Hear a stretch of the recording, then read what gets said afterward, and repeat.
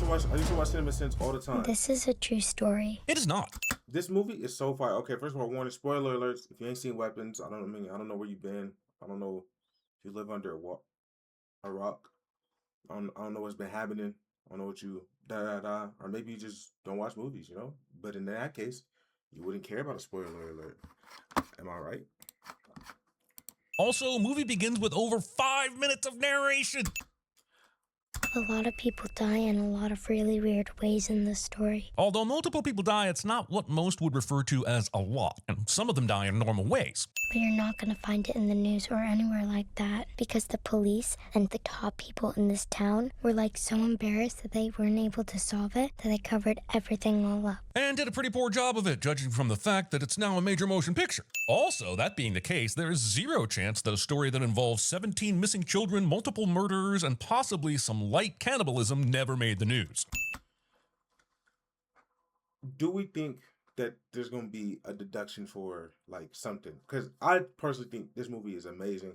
I think this movie is great. I think it's phenomenal. Sometimes they'd be like, they give sins, but then they'll take a sin away for like, that was good. He was the only one there because the night before, at 2:17 in the morning, every other kid woke up, got out of bed, walked downstairs, opened the front door, walked across the front yard, and into the dark. This assumes that all 17 missing kids lived in a 2-story house, which doesn't seem likely, and that they all left through the front door, which, since we learn later that all of them followed a straight line to the same place, is impossible unless all 17 houses face directly toward their destination. Some of the kids even got videoed by the houses that had cameras, but the cameras only showed the kids walking out into the darkness. They didn't show where they went after that. Which makes sense because doorbell cameras aren't child-seeking drones. We need to make sure that we allow ourselves to feel emotions like anger. Encouraging a room full of grieving parents to become an angry mob. This is so crazy. Like, I still can't imagine, like, I don't know. Yesterday we was talking about psychological thrillers and just like just how like something could seem like it's happening. It could feel real. It could feel real, like everything is there, and then it's just not happening. Like that's just not happening. And so I'm just imagining, like, imagine you're the teacher and you wake up and 17 of your kids are all missing, and then there's just one person left, and it's just like, in my mind I'm like, nah, no way, like, nah. And that doesn't make any sense at all. Archer would be excellent at, even after 5 minutes of narration, I have no idea what's going on since. I know there's nothing I can say to make this better. She's right, which makes you wonder why the school would ever allow Justine to take the stage in front of an angry crowd of parents who are looking for someone to blame. Bro, I'm watching the shit, and I be thinking about it, and I'm like, she did a terrible job at explaining herself or trying to get other people to believe or convince other people, like, oh, I ain't kidnapped the kids. It's like... Hello?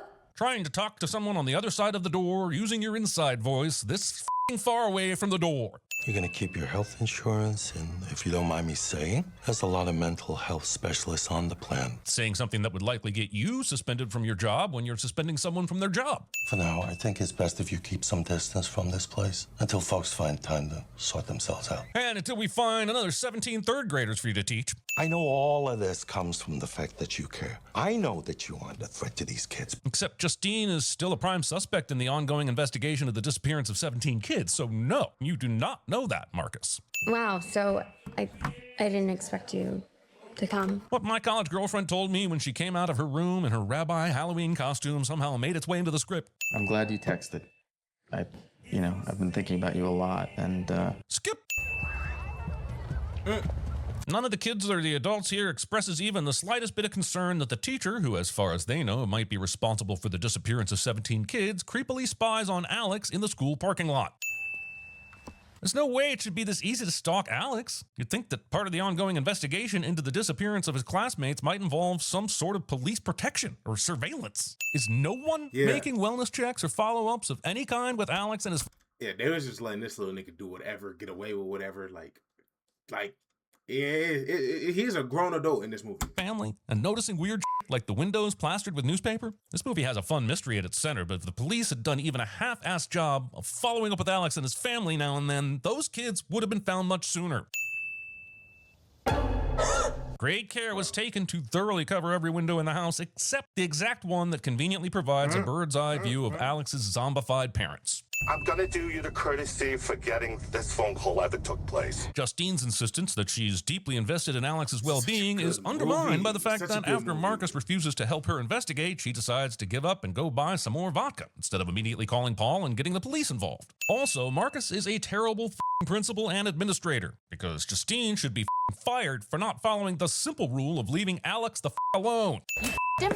Donna, you I know this movie us by wasting June Diane Raphael by only putting her in 2 scenes. 2 scenes! Everyone watch Grace and Frankie immediately. Well, after you've watched this video and 20 or so more from the back catalog, but then get on that Grace and Frankie thing. It's good.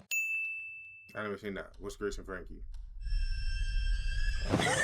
We now present the first of several jump scares to intermittently remind us that we are indeed watching a horror movie. I just wanted to say it's like hi a mystery because I've thriller been thinking follower. about you a lot. Justine must be under the impression that the comment makes this encounter seem less creepy to Alex, and she would be wrong. Leave this kid alone. Gah!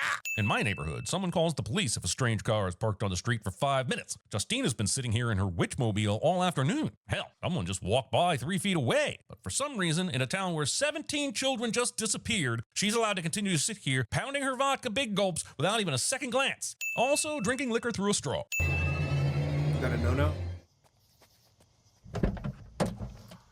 Forgetting this happened. Having one of your voodoo zombies clip a lock of hair from Justine so you can activate another voodoo zombie to kill her later instead of just having this voodoo zombie use those massive scissors to kill her now. Titling your movie's second section Archer. You want creepy ants? Because this is how you get creepy ants. And then I showed up and I see that Alvin painted the door with the paint that you ordered, and Yeah? the one for is green, that's red. What? Ordering the wrong paint is on Archer, but painting the door the wrong color just because it's the paint that Archer ordered when you know it's supposed to be green is on Alvin. Also, I'm not sure why Archer needed to be told that the door was red when he's been looking at this house since the moment he got out of the truck. What's happening with the canine units? I haven't Is that 2 heard. cents? When he's been looking at this house 2 since the cents? moment he got out of the truck. What's happening with the canine units? I haven't heard about any canine reports in a long time. Probably because even the most well-trained police dogs can typically only follow a scent trail if it's no more than 12 hours old. Been almost a month since the kids disappeared, so if you're still asking for canine reports, you're barking up the wrong tree. Because those kids Pun walked out intended. of those homes. No one pulled them out. No one forced them.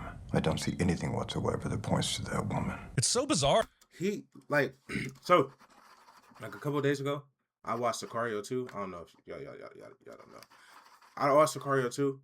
I think I watched it when it came out, but I just don't remember it. And so I watched this one. I watched the second one, and Josh Brolin is he's in everything. Now he's not in everything, but like he got such roles that like when I look at him now, I'm like, damn, like he's in this I fuck with. This is Thanos. Then he was in Sicario, and then he was in Deadpool.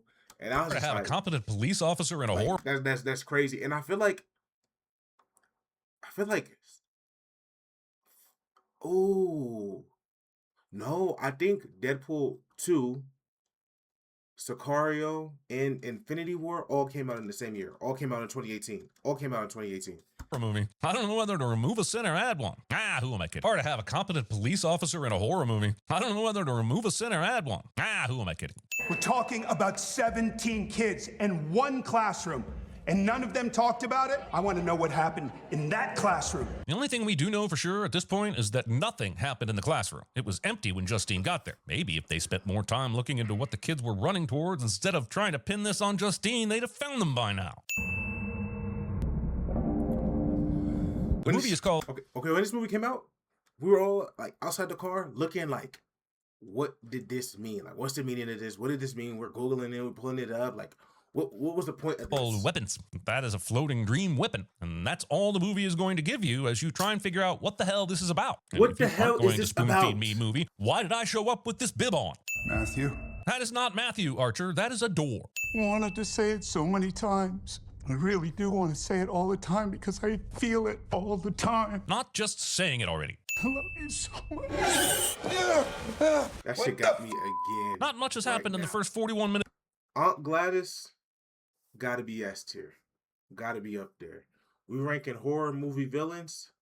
Aunt Gladys up there. I'm never messing, banging, fucking with none of that. Well, Aunt Gladys. It's of this movie, None of but it. credit where credit is due. Josh Brolin is nailing this. Oh, we lost the sin. Yeah, Josh Brolin is nice. Aunt Gladys, man. What the f? Not much has happened in the first 41 minutes of this movie, but credit where credit is due, Josh Brolin is nailing this. The total lack of concern that the residents of this town have for people staking out houses for hours at a time in broad daylight a month after 17 kids have gone missing is frankly baffling. It's kind of hard to watch this. Okay, wait. Go back to where she steps on the sidewalk. Hey. Archer chooses to continue harassing this particular couple into showing him their Ring camera footage instead of asking one of the 7 or 8 other parents who also have footage if he can watch theirs. This is hilarious. That's hilarious, though. That's fucking hilarious. Shining lasers into people's bedroom windows. I'm not sure what's more infuriating, that Archer draws a conclusion as to where the children went based on only 2 points of Ring camera data, or that it's been a month and the police have apparently never thought of doing this. You want to get in my face? You want to... But it's like some of it kind of does make sense, because when you see who the cop is and then you see how this town like operates, it's like, oh, of course they got a shitty police system. The cop out here fighting meth heads. Like, of course they not doing their job. Nobody's threatening you. They are. Isn't that great? Yeah, that's good. Because I'm supposed to ovulate Fridays. Skip! Donna's back Friday, so we're good to have lunch with you guys on Sunday. Why's she coming back early? Even though we're an hour in and still have no clue what the actual plot is, movie somehow has time for this. Instead of going inside or changing course when there's a building between him and Paul, James decides to evade capture by running down a parallel street in the same direction as the police car that's chasing him. The way I see it, I did you wrong, you did me wrong. Let's just call it a day. Prioritizing keeping James from talking over arresting him and having him tested to see if you might have contracted a serious disease. Hey, what did I tell you? Huh? What did I tell you? You told him. But if I see you out here again, it's going to be a different story. Yes? But this is clearly not the same place. You want this, bro. Oh, this movie's so good. That little tweaker nigga acted his ass off. Wanted James to leave town or never come to the police station, you should have been more specific. Please, please, please, please. Please. Hey, man, I feel like I wasn't communicating very well how important it is that I get just like a little bit of money so that I can get the clothes for the job. Once again, nobody reports a sketchy-looking dude searching what is pretty obviously a little girl's backpack and throwing its contents all over the street just 30 days after 17 children mysteriously disappeared. This town. It's trash. It's trash. Like, it all makes sense. Like, all the detective work, all the keep your eyes peeled, look out for this. In this town, them niggas don't do none of that shit. They all bad. Taking the trouble to post your no sagging pants policy in big red letters and then not bothering to enforce it. In spite of the fact that there's a car in the driveway, the grass is 2 feet tall, and there's several days worth of mail and newspapers on the ground and in the mailbox, none of the neighbors have bothered to do a wellness check on Alex and his family. Nope. I get that James isn't the sharpest tool in the shed, but you'd think he'd try opening the gate in both directions before giving up and squeezing through when it doesn't open all the way in this direction. Nah, eating whatever that was that He's had a been method. sitting there for God knows how long. Willow. James walks into the living room, not 3 feet from Alex's parents, but he doesn't notice them until the script says it's time for a jump scare. Also, Willow. Dumping the silverware into a pillowcase and all over the floor instead of just taking the whole box. Also, making all this noise when you just heard a thump upstairs that could mean someone who isn't catatonic might be in the house. 17 kids have been locked in here being sloppily fed soup and, I can only assume, peeing and pooping for a month. Seems like the smell alone would give James second thoughts about going into the basement. Eerie. Either this guy always stands around with a wad of cash in his hand, or he's pretty confident of how much the silverware is worth before he's done weighing it. When Gladys appeared to Justine and Archer, it was in a dream, which makes a lot more sense than her just sitting here in the middle of the woods hoping James will come along so she can freak him out. Also, Aunt Gladys will eventually show up in the movie proper and immediately become an all-time horror movie villain. But I'm trying to tell y'all. One day, I think it's on Halloween. I'm walking around my grocery store. I seen somebody dressed up as this. I'm on the phone. I said, I gotta get the fuck up out this store. All-time horror movie villain, bro. Like, she out there putting, like, you can't fuck with her, bro. You cannot fuck with her. for the first hour and change, they've just been discount Pennywising her, and it's annoying.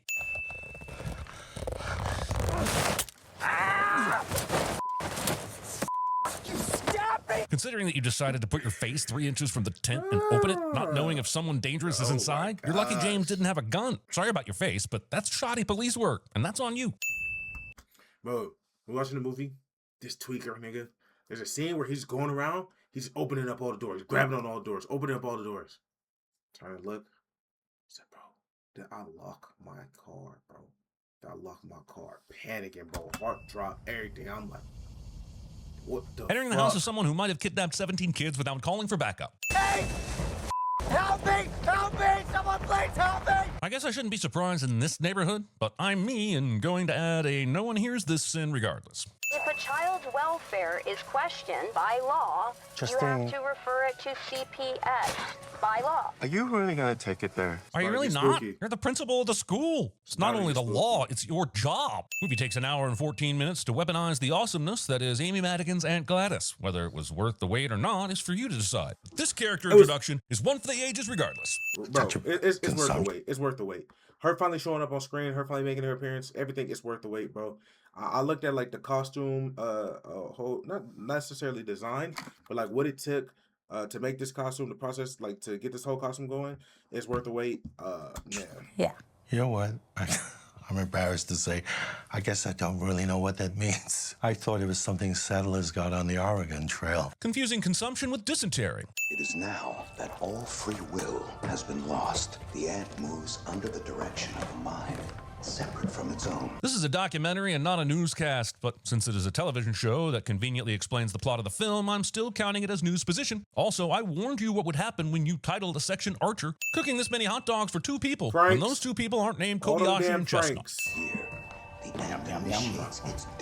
Also, setting up TV trays for both of you, but not bringing out any plates, so you both have to eat off the table in the middle. A bowl, please. A bowl? Yes, a bowl. It's a peculiarity of mine. I don't even try to rationalize it anymore. She was also acting her ass off. Like, this is so good, I'm literally scared of this character. Oh, bowl of water.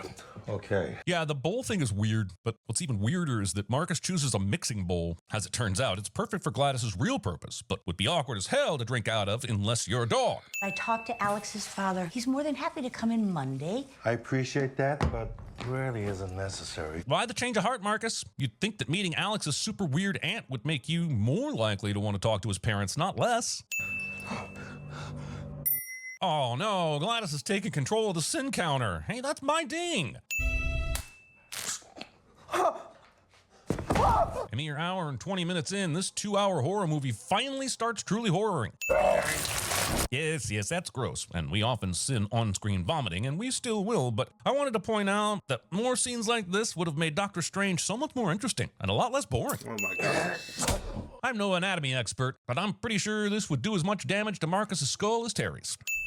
She's under some type of So spell. when she breaks the stick, witchcraft-influenced Marcus knows to run to wherever Justine is and kill her. But how does Gladys even know where Justine is? Does the magic stick contain a GPS locator? The movie wants us to just accept all of this because witchcraft. Has this movie f***ing met me? This town, which I would like to mention again, has had 17 kids go missing, still has citizens who would see this crazy bloodied face school principal running through the streets and not either try to help him or call the police. None of these people f***ing deserve to have kids. Even in a possessed state, choosing to crawl under the car when it would be quicker to run around it is not very efficient. Gladys should work on the parameters of her spells. Get out of my store! Help me! This fucking gas station owner and the fact that I sadly kind of love his attitude in this scenario. Person trying to escape from a horror movie killer in a car can't get the keys in the ignition cliche. Is driving not an option for the people Gladys puts under her spell? That would make the capturing of their intended target a lot easier. She should throw a AAA card in her next concoction and see how it goes. Ouch! That's going to leave a Marcus. Also, the saddest part of the movie is that Marcus didn't even get to eat one of those hot dogs, and they looked so scrumptious. The movie will now shift its focus to Justine and Archer for a couple of scenes after Marcus dies, but does not give us a title card to explain the transition. If you're going to use title cards to explain the character focus throughout the film, then stay consistent, goddammit. I want my Archer and Justine title card. Can I show you something? You better come take a look at this cliche. Oh my god. So there must be something about this area. Alex Lilly lives in this house. This can't be said enough. It is is fucking preposterous that none of the detectives came to this conclusion about Alex's house being in the central area where all the kids were running. When you think about them having even more security footage than Archer had to review, it is goddamn ludicrous that Archer and Justine get to this conclusion before they did. It shows you how great the movie surrounding this plot hole is, because in most cases, the entire movie would fall apart at this point. Who else can think of an example of a parasite? Expositional science class. Stop it. Stop it. Stop it. Stop it. Also, this teacher totally sees Alex being bullied by Matthew and does nothing whatsoever to stop it. Talk to me, Axeman. How was school today? Not that you know. At this point in the movie, like when he pop up and he talking to his dad, and he's like, "Oh, your aunt is coming to live with us," and he's like, "Who that?" Like, I don't know her. I felt so bad for this nigga, for this little nigga. I felt so bad. Like, he just going through everything. But murder seems to run on your wife's side. Giving your third grader a nickname like Axeman is just asking for him to join the family business. I'd really like a clean house. That includes your room, so let's go.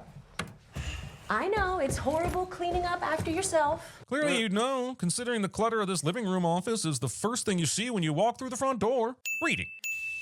Movie thought we needed to see Alex spit out his toothpaste. Movie was wrong. I'll pick you up at 2, okay? There are schools that let out at 2 o'clock? That's time. That is Pencils down. Matthew! What? You said pencils down? I feel bad for all the other kids in this class who end up as drooling catatonic murder zombies, but I'm pretty sure that was already Matthew's destiny. So in his case, I'm fine with it. Walking.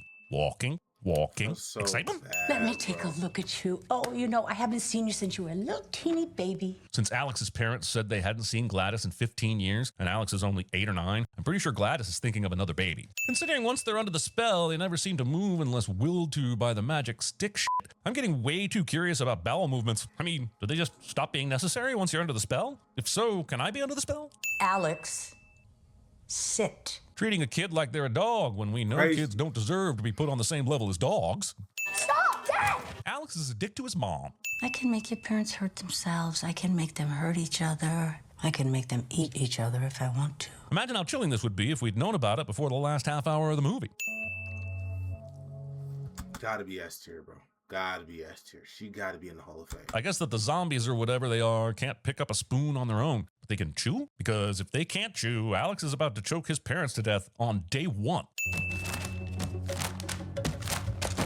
Alex! What are you doing in here? What are you doing in here? I know you saw Alex leave the gym and someone needs to check on him, but who's watching the other kids while you're here? Starting to understand why the parents of the 17 kids who aren't Alex are suspicious of Justine. Turns out she's terrible at supervising groups of children. Also, pretty smart idea on Alex's part to take the name tags, although I'm not positive how a name tag on a bin constitutes a personal item. But also, not one kid makes a comment about the name tags missing that day, and Justine doesn't put 2 and 2 together that she saw Alex over by the bins. Stephen here suffered a stroke a little while back, so he's unable to speak. And I'm taking care of the family for the time being. Presumably one or both of Alex's parents has a job. By this time, someone would have reported that they're not showing up to work. And surely the school, the police, somebody would put 2 and 2 together and tie this to Alex's missing classmates. Nope.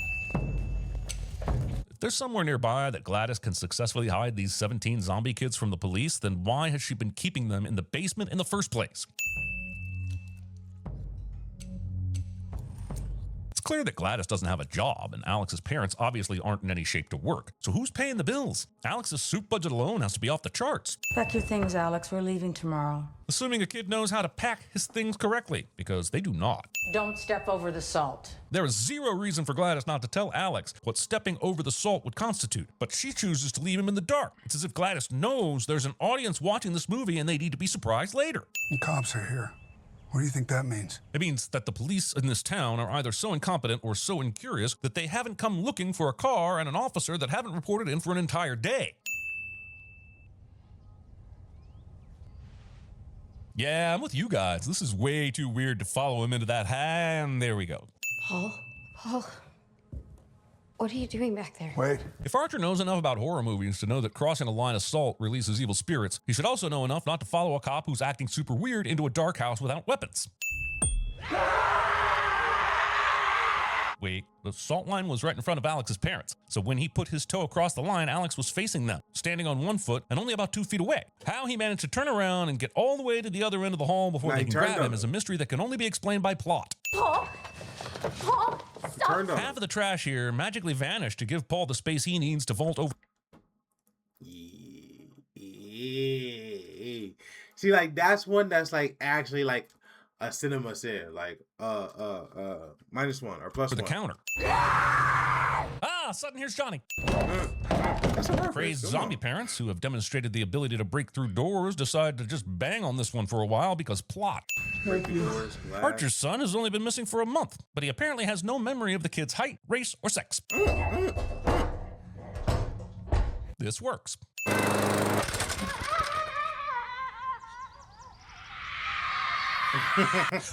Horror movies can be hilarious. Yeah, this shit had me crying.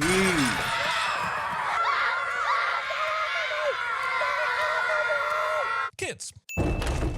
But actually, they're not kids. Somehow, two crazed, full-grown murder zombies have failed to open a door that's being held shut by an 85-pound third grader. I mean, I guess Alex saved the day and all, but he also had to make these kids live with the trauma of killing a human being with their bare fucking hands for the rest of their lives. Honey, look outside. Look what they did to the yard. Never mind that the entire front and back of the house are now missing. Look what they did to my prized begonias. Oh, I found you.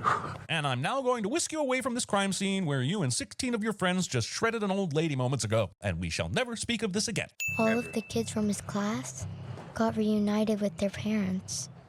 Some of them even started talking again this year. So Alex's parents are condemned to a life of soup and silence. The kids eventually started talking again, and Archer had no ill effects at all. I never really expect horror movies to make sense, but after over 2 hours, I at least want to understand the rules. Yeah, that's the only thing. I was like, why don't they talk? Like, what happened? Like, what's the big thing? Like, why don't they talk? Like, what happened next? But I guess that's kind of part of like film. That's kind of part of cinema. Is like sometimes it's like, nigga, you don't get that. Like, that's not the way it was written. That's not the way it was made to be. It just happened that way. And you just gotta kind of live with it. So it's like, I guess facts, right? Right?